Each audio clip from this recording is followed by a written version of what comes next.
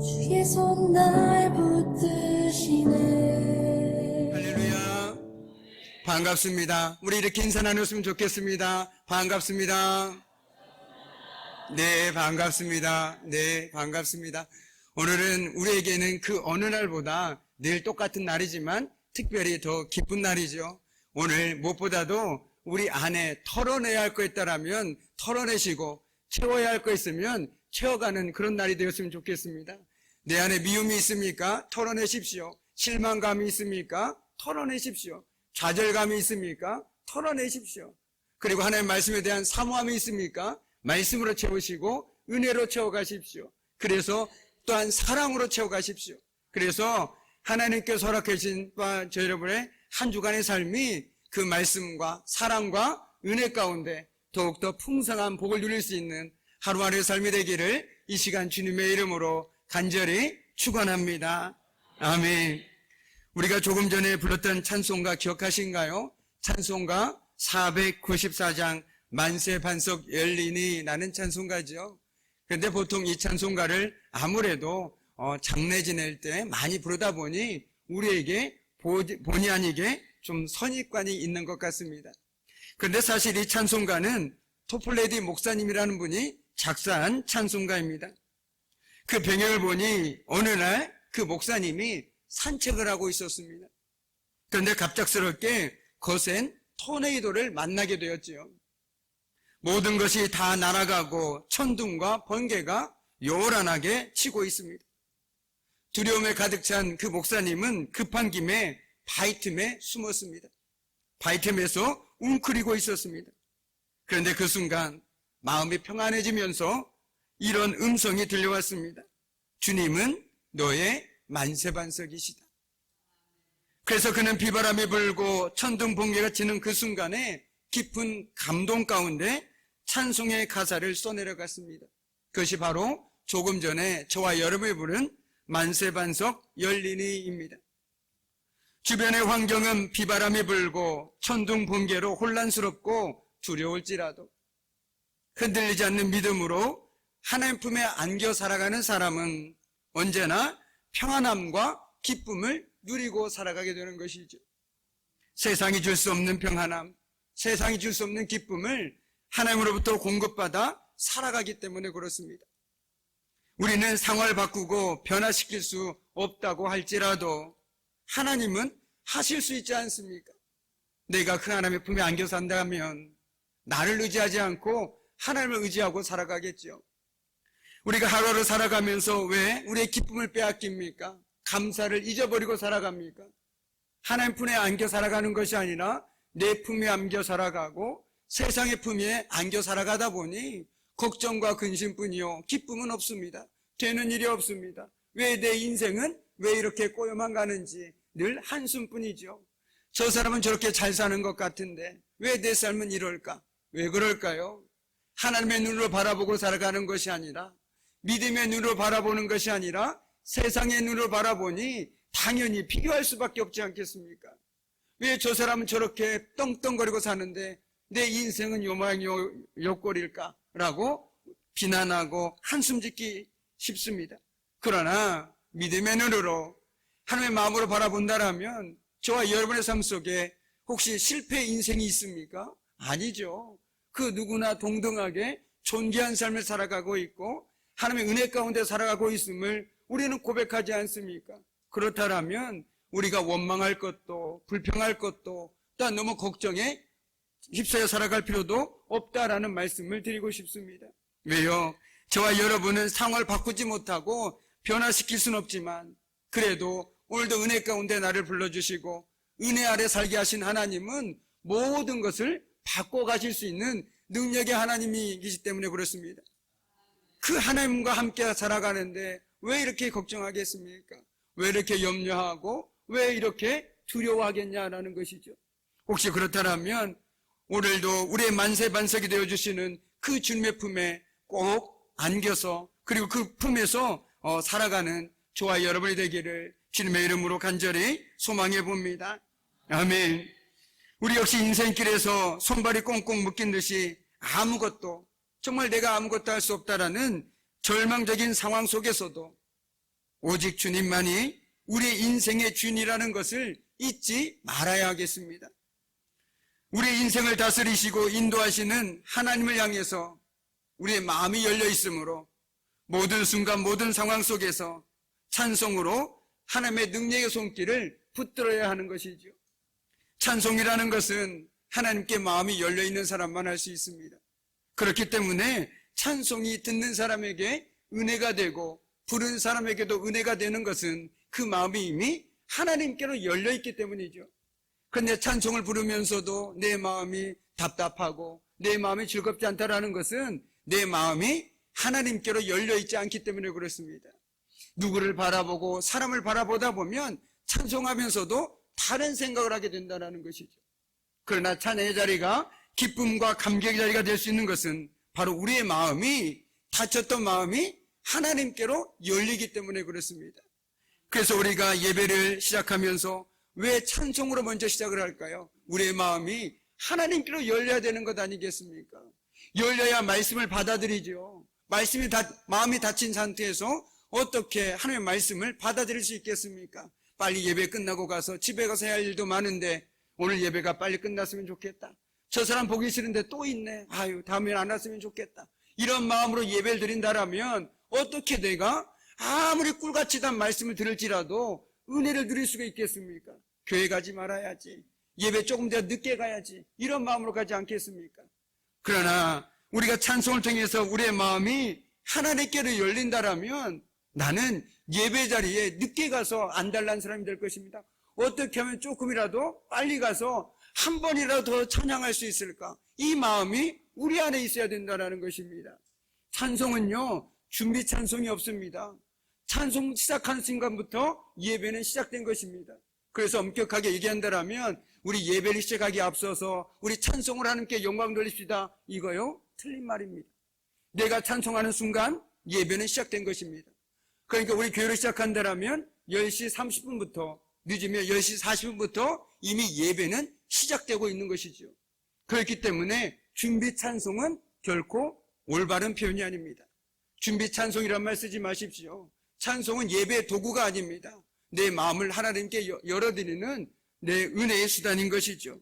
그러면서 우리가 예배를 통해서 찬송을 통해서 우리가 하나님께 나아갈 때 이 자리가 독특 은혜 자리가 될 수 있는 것은 바로 우리의 마음이 하나님께로 열려지기 때문에 그렇습니다. 저와 여러분, 찬송은요, 그냥 좀 늦게 가도 되지. 아닙니다. 그때부터 예배가 시작되는 것입니다. 엄격하게 얘기한다면 우리 교회 예배 시작은 오전 11시가 아니라 오전 10시 30분입니다. 기억하시기 바랍니다. 주변에는 11시로 되어 있지만 오전 10시 30분부터 우리 교회는 예배가 시작되는 것입니다. 바로 찬송이 울려 퍼지는 그 순간부터 우리 교회 예배는 시작됨을 잊지 마시기 바랍니다. 그렇다면 오늘 우리가 베드로전서를 읽었는데요. 베드로전서는 왜 쓰여졌을까요? 분명히 누군가에게 편지를 쓸 때는 이유가 있습니다. 목적이 있습니다. 제가 어렸을 때 부모님께 편지를 쓸 때는 돈이 필요하다거나 뭐가 필요하다거나 했을 때 편지를 쓰지 않습니까? 길게 쓰지 않습니까? 구구절절하게. 내가 이렇게 해서 이렇게 하니 나에게 돈 좀 주십시오. 보내주십시오. 차마 말로 할 수 없는 거 편지로 쓰지 않습니까? 그런데 이 당시에는 지금처럼 핸드폰도 없고 인터넷도 없다 보니 유일하게 마음을 전할 수 있는 것이 편지였습니다. 그렇다면 오늘 베드로전서 역시 분명한 편지를 쓴 목적이 있겠지요. 이유가 있겠죠. 당시 로마 제국은 그리스도인을 핍박했습니다. 이 편지가 쓰일 당시 말이죠. 그 유명한 네로 아시죠? 네로가 로마를 다스리고 있던 때가 바로 베드로전서가 쓰여질 당시입니다. 그와 같은 상황 속에서 신앙이 약해지고 흔들리는 사람들이 속속 속출했습니다. 백의 유혹에 넘어가는 사람들도 있었습니다. 그럼에도 불구하고 여전히 믿음을 지키던 성도들이 더 많았습니다. 그 상황 속에서 핍박과 고난과 환난 속에서 성도들이 어떻게 살아야 하는가? 그것에 대한 대답이 바로 베드로전서입니다.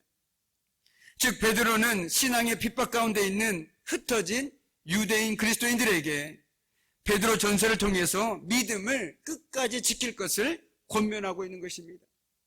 그런데 그 문제에 대한 해답을 시작하는 첫 말씀이 바로 찬송하리로다입니다. 그렇습니다. 찬송, 이것은 우리가 고난과 시련 속에서 취해야 할 마땅한 삶의 태도인 것이죠. 핍박이 계속되고 네로의 강압적인 통치로 인해서 가장 큰 어려움을 겪고 있는 성도들에게 베드로는 이렇게 얘기합니다. 하나님을 찬양해라. 하나님을 찬송해라 라고 말입니다. 제가 서두에 말씀드린 것과 연결지어 생각한다면 그 상황 속에서도 하나님께 마음을 열고 살아가라 라고 말하고 있다는 것입니다. 똑같은 찬양을 부릅니다. 어떤 사람은 눈물을 흘리면서 은혜에 감격합니다. 어떤 사람은 냉랭합니다. 또 반복하네. 왜 이 찬양만 불러? 지겨워. 이렇게 얘기하는 사람이 있습니다. 그런데 똑같은 찬양 아닙니까? 결정적인 차이가 무엇일까요? 이 찬양을 내가 찬양을 부르면서 내 마음을 열고 하나님을 바라보는 사람은 은혜에 감격하고 눈물을 흘릴 수밖에 없습니다. 그런데 사람을 바라보고 이 형식이니 또 불러야 되네. 또 왜 이렇게 자주 불러? 이렇게 생각하는 사람은 이미 마음이 닫혀있는 사람입니다.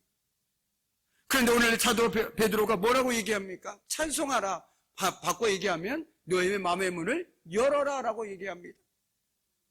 시련과 고난과 역경이 없을 때는 아멘하기 쉽습니다. 막상 우리가 그 상황에 처하면 아멘하기가 쉽지 않습니다. 저도 마찬가지죠. 감당하기 어려운 일들이 우리에게 정면으로 돌진하면 우리는 두려움에 사로잡히거나 불평과 불만을 토로하기 쉽습니다. 고난의 때가 되면, 앞길이 막힐 때면 하나님도 그분의 말씀도 희미해진다라는 것이 바로 저와 여러분의 고민이죠. 그렇게 꿀같던 말씀도 내 귀에 들리지가 않습니다. 그리고 하나님도 보이지가 않습니다. 하나님 얘기만 해도 그냥 듣기 싫습니다. 내 삶의 고민과 고난과 어려움이 닥칠 때면 말이죠.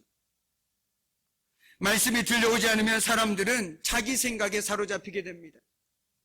시련과 역경 속에서 우리의 입술에는 어느덧 원망과 불평의 열매가 주렁주렁 달리게 됩니다.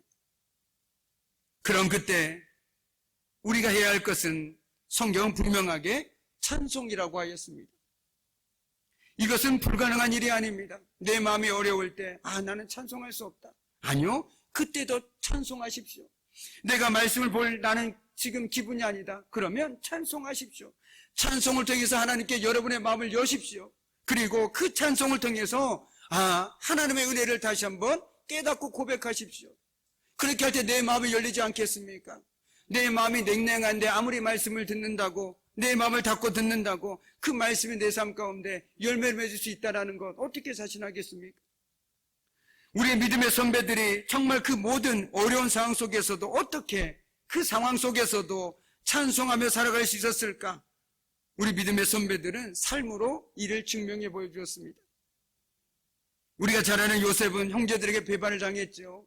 그래서 웅덩이 속에 갇히고 애굽의 종으로 끌려가서 또 거기서 그것도 모자라서 모함으로 인해서 옥에 갇혀도 결코 원망하지 않았습니다. 또한 생명을 위협하는 아수르의 사내립의 포위 속에서 랍사게의 조롱의 편지를 받아든 히스기야도 오히려 하나님의 주권을 찬양했습니다. 어디 이뿐입니까? 사자굴 속에 갇힌 다니엘, 그리고 마음에 내가 사형 선고까지 받았다고 말할 정도로 절망적인 상황에 있었던 바울, 그 외에도 기독교 역사를 통해 죽음을 맞이해야 하는 고난과 시련 속에서 오히려 주님을 찬양한 숱한 믿음의 선배들이 어떤 상황 중에도 찬송할 수 있음을 확실히 증거하고 있습니다. 우리 마음이 하나님께로 향해 열려있기만 한다면 찬송하지 못할 이유도 사건도 장소도 없습니다. 또한 어떠한 고통과 슬픔일지라도 우리가 하나님을 찬송하는 기쁨을 빼앗지 못하며 막을 수가 없습니다. 그래서 제가 일전에 말씀드리지 않았습니까? 나는 기도하고 싶은데 기도가 되지 않습니다. 기도를 할지 모르겠습니다. 그러면 제가 뭐라고 말씀드렸습니까? 찬송하시라고 말씀드렸습니다. 찬송하십시오. 그 찬송의 가사에 깃대어 내 마음을 표현하십시오. 그것도 기도 아닙니까?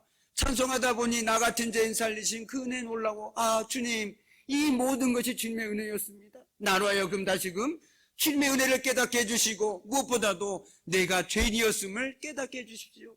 이렇게 기도하는 거, 이것이 바로 기도 아니겠습니까?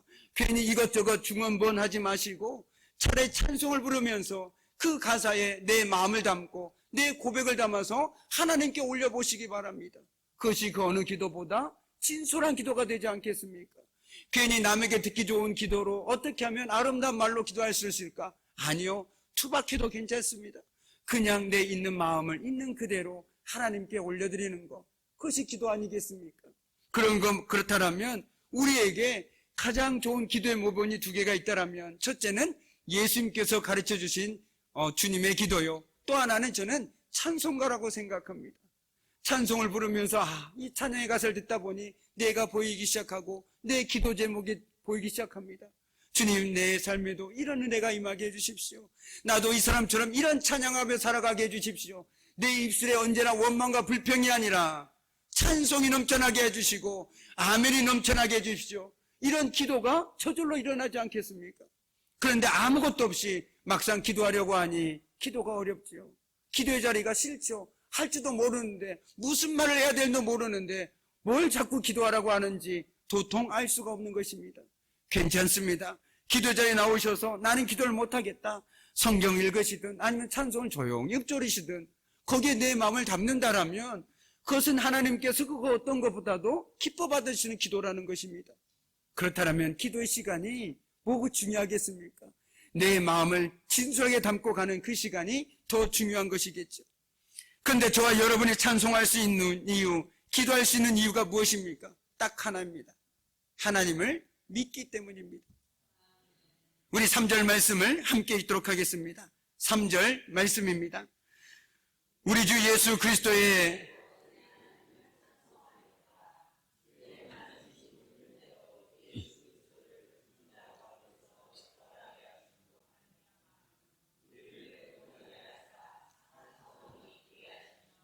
아멘.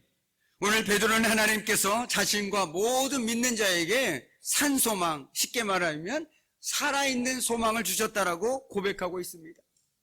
이 소망이라는 것은 흔히 세상에서 얘기하는 긍정의 힘이 아닙니다. 잘 될 거야, 괜찮아질 거야, 이게 아닙니다.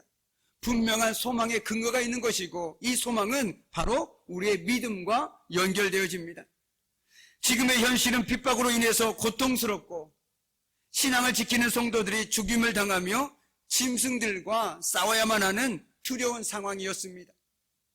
그러나 하나님을 향한 믿음을 가진 성도들은 부활하신 예수님처럼 마지막 날에 부활할 것이라는 소망을 믿었습니다. 우리 하나님께서는 크신 자비로 우리를 다시 낳아주시고 예수 그리스도를 죽은 자 가운데서 다시 살리심으로써 저와 여러분에게 죽은 소망이 아니라 살아있는 소망, 그 소망을 안겨주셨습니다. 그러면서 우리는 믿음과 소망으로 살아가고 있습니다. 바로 환난과 어려움 가운데서도 믿음의 확실함을 가지고서 믿음으로 살아갑니다.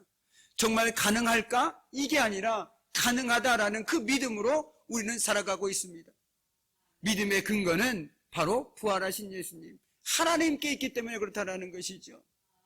그러나 우리가 믿음으로 기도한다고 얘기하면서도 될까라고 의심하는 이유가 무엇입니까? 나를 믿기 때문에 그렇습니다.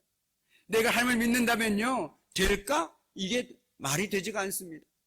우리가 고백하는 하나님은 어떤 하나님입니까? 전능하신 하나님이시죠. 약속을 반드시 지키신 하나님이시죠. 그리고 오늘 말씀에 보면 죽은 자를 달리 살리신 능력의 하나님이십니다. 그 하나님이 나와 함께하고 계시는데, 내가 그 하나님의 손을 붙잡고 살아가고 있는데, 내가 그 하나님을 의지하고 살아가고 있는데 하나님 될까요? 내 생각은 안 될 것 같은데요. 이게 어떻게 믿음과 연결될 수 있겠습니까? 이것은 바로 죽은 소망입니다. 그러나 살아있는 소망은 어떻습니까? 하나님과 연결되어 있는 사람입니다. 그렇기 때문에 이 소망은요, 나에게서 나오는 것이 아닙니다. 내 형편과 내 상황에서 나오는 것이 아니라 하나님으로부터 나오는 것이기 때문에 이것은 된다 안 된다의 여부가 불가능하다라는 것이죠. 된다라는 것입니다. 그렇기 때문에 우리는 죽은 소망이 아니라 살아있는 소망입니다. 언제까지나 살아있는 소망. 왜? 우리 하나님께서 그 소망을 주관하시는 분이기 때문에 그렇습니다. 그러나 그리고 여러분이 그 소망을 주관한다라면 될 수도 있고 안 될 수도 있습니다. 내 능력에 따라서, 내 형편에 따라서 될 수도 있고 안 될 수도 있는 것이죠. 그러나 우리가 가진 소망은 하나님께로부터 온다라는 것을 우리는 알고 있지 않습니까? 그럼 우리가 소망을 품고 살아가는 하나님이 어떤 분이시 생각한다라면 우리 역시 그 소망을 붙들고 살아갈 수 있다는 것입니다. 그래서 우리는 세상 가운데 하나님이 주시는 소망을 품고 살아가는 사람이 아닙니까? 그래서 절망의 자리에서도 다시 일어설 수 있는 이유가 나 때문이 아니라 나의 소망이 되어주시는 하나님 때문에 일어날 수 있는 것입니다. 내가 눈에 보기에는 도저히 안 되고 불가능한 거지만 하나님이 함께 하시면 이것 또한 아무것도 아니라는 것을 알기 때문에 우리는 그 상황 속에서도 힘을 낼 수 있고 다시 일어설 수 있는 것입니다. 제가 말씀드린 것처럼 단순히 세상에서 얘기하는 것처럼 그냥 잘 될 거야, 이 또한 지나갈 거야, 괜찮아질 거야, 이런 긍정의 힘이 아니라는 것입니다. 우리에게 명확한 근거가 있다는 것입니다. 바로 지금까지 우리를 은혜에 붙들어 주시고 능력의 손으로 붙들어 주시며 또한 더불어서 오늘 말씀처럼 우리에게 부활의 소망을 주시는 그 하나님이 저와 여러분과 함께하고 계시기 때문에 그렇습니다. 그렇게 우리는 환난과 핍박 중에서도 우리는 다시 일어설 수 있습니다. 그래서 베드로는 오늘 환난과 핍박 중에서도 하나님께서 우리를 보호하신다라고 말하고 있습니다. 그래서 찬양을 쉬지 말라라고 얘기하고 있습니다. 여러분, 저와 여러분의 삶이 늘 우리의 마음대로 내가 계획한 대로 이루어진다면 얼마나 복된 삶이겠습니까? 그러나 때로는 원치 않는 상황들이 일어날 때도 있죠. 그러나 그때마다 오늘 베드로의 말씀처럼 내 마음을 열고 주님을 찬양함으로 우리가 우리의 소망이 되어주시는, 우리의 능력이 되어주시는 하나님께 우리의 마음을 조금씩이라도 내어 맡겨보시기 바랍니다.